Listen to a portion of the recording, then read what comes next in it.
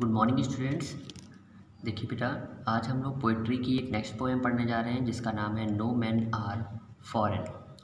कि कोई भी, अब इसका जो टाइटल है, इसका जो नेम है, पहले इसको समझ लेते हैं, उसके बाद हम पोएम समझेंगे। इस पोएम को लिखा है जेम्स किरकप ने। ओके, जेम्स किरकप ने लिखा है। और इस पोएम का जो नेम है उसको पढ़ के मालूम चलता है कि नो मैन आर फॉरेन, कि कोई भी व्यक्ति जो है वो फॉरेन का नहीं है, यानी हम सब एक हैं। फॉरेन मीन्स विदेश। ओके, फॉरेन मीन्स विदेश, कोई दूसरा देश। तो कोई भी व्यक्ति जो है वो दूसरे देश का नहीं है, हम सब एक हैं। इस पोएम में जेम्स किरकप यही बताना चाह रहे हैं कि हम सब एक हैं, हमारी नाक मुंह आँख सब कुछ एक है, हम एक ही जैसा खाते हैं, एक ही जैसी तकलीफ़ होती है हम सबको, और एक ही दिन एक ही जैसे हम सब मर जाते हैं, अर्थ पे लेट जाते हैं, सब कोई एक है। ओके, तो आइए स्टार्ट करते हैं।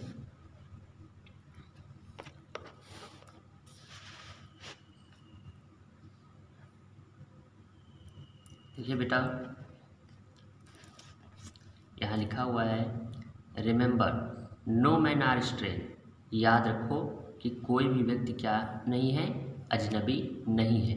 नो कंट्री फॉरेन, और कोई भी देश विदेश नहीं है। पोएट कहता है कि कोई भी आदमी स्ट्रेंज नहीं है, अजनबी नहीं है, और कोई भी देश क्या नहीं है, विदेश नहीं है, यानी कि हम सब एक जैसे हैं।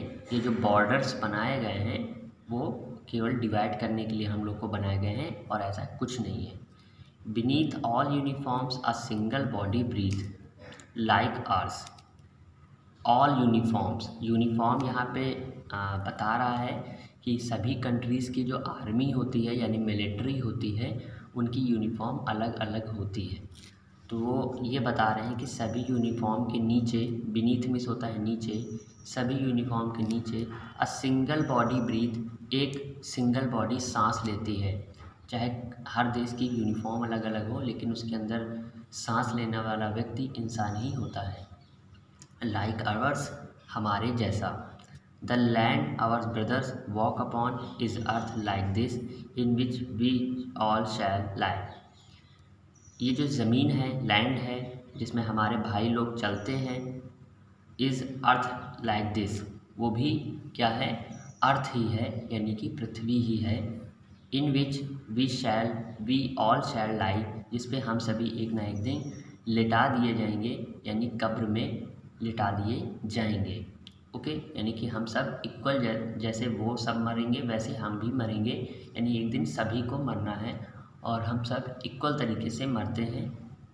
मीन्स मरना ही मरना होता है, ऐसा नहीं होता है कि किसी दूसरे कंट्री का व्यक्ति जो है वो नहीं मरता है और केवल अपने लोग ही मरते हैं। सभी लोग मरते हैं, सभी लोग जीते हैं, सभी को तकलीफ़ होती है, सभी खुश होते हैं। तो जिस पे ये ज़मीन, जिस पे ब्रदर्स चल रहे हैं हमारे पृथ्वी पे, उन पे एक दिन हम सभी को लेट जाना है। नेक्स्ट पैरा देखते हैं। They too aware of sun and air and water are fed by peacefully harvest by wars long winters start, their hands are ours and in their lines we read a labor not different from our own। Poet कहते हैं कि जो दूसरे देश के जो लोग हैं वो भी अवेयर होते हैं, जागरूक होते हैं, सन से, सूरज से, हवा से और पानी से, कि जितना सूरज उन्हें मिल रहा है, जितनी हवा उन्हें मिल रही है, जितना पानी उन्हें मिल रहा है, उतना हमें भी मिल रहा है। और वो भी सूरज को जानते हैं, हम भी सूरज को जानते हैं, वो भी हवा पानी को जानते हैं, हम भी हवा पानी को जानते हैं। तो हम सब क्या हैं, इक्वल हैं।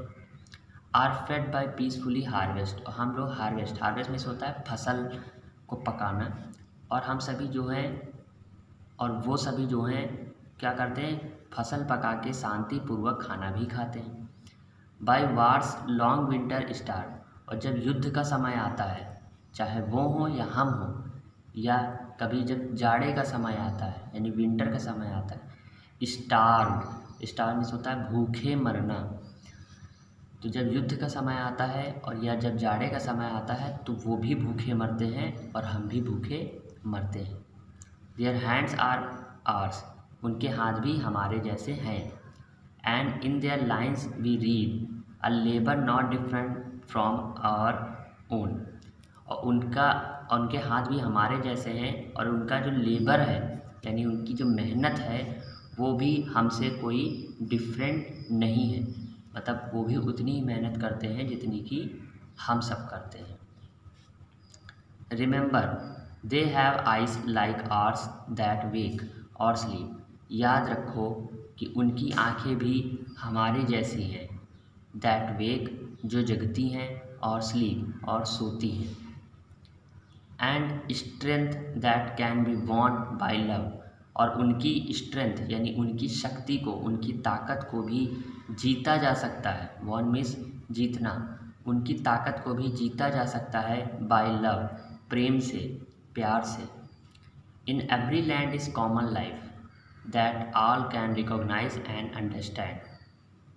इन एवरी लैंड, प्रत्येक ज़मीन पर यानी प्रत्येक देश में जो उनकी लाइफ है वो कैसी है, कॉमन है। दैट ऑल कैन रिकॉग्नाइज, जिसको पहचाना जा सकता है। रिकॉग्नाइज मीन्स पहचानना, जिसको पहचाना जा सकता है। एंड अंडरस्टैंड, और समझा जा सकता है।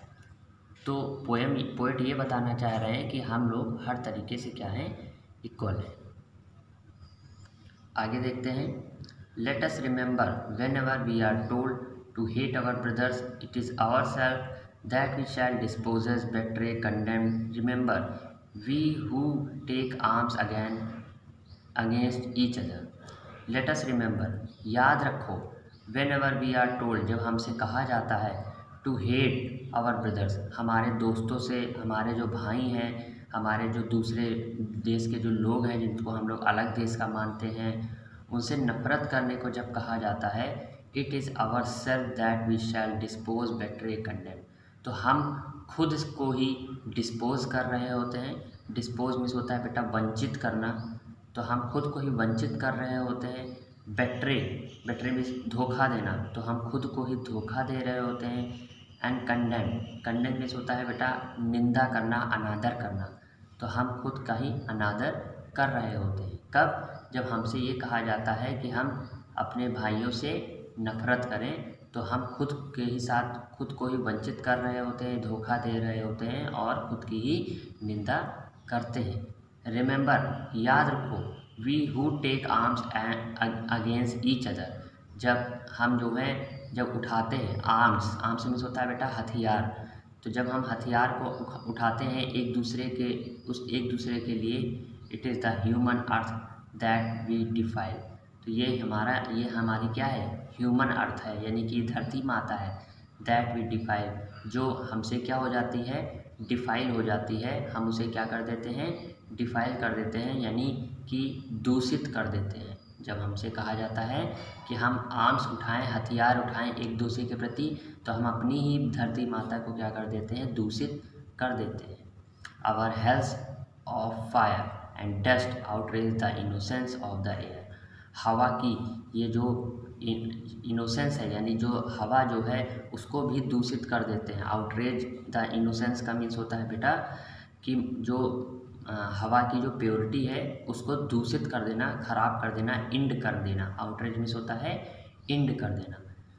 तो जो हवा है उसकी जो मासूमियत है, जो इनोसेंस है, जो निर्दोषपन है उसका भी हम लोग इंड कर देते हैं आग के द्वारा, धूल के द्वारा। क्योंकि जब युद्ध होता है तो उसमें ये सारी चीज़ें होती हैं और हम एयर दूषित कर देते हैं, यानी अपनी धरती माता को दूषित कर देते हैं। That is everywhere our own, ये सारी जगह जो भी है वो हम सबकी है।